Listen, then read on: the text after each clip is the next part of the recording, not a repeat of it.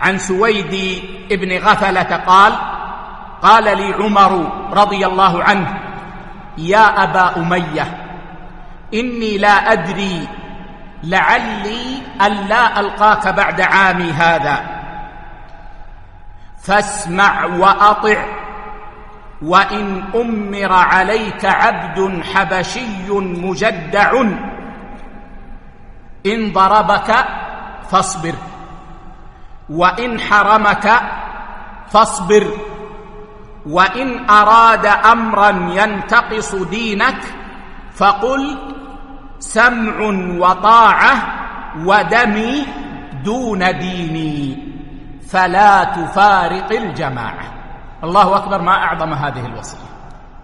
فاسمع وأطع، وإن أمر عليك من لا ترتضي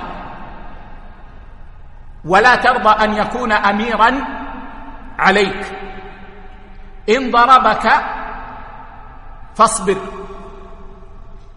وإن حرمك حقك فاصبر، وإن أراد أمرا ينتقص دينك، يعني أمرك بالمعصية، فقل سمع وطاعة.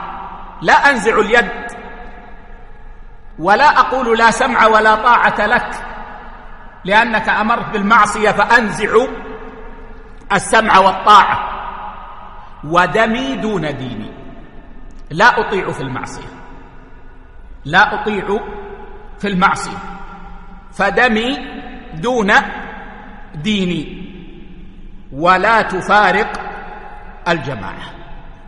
هذا فقه السلف، هذا فقه الفاروق عمر رضي الله عنه وأرضاه.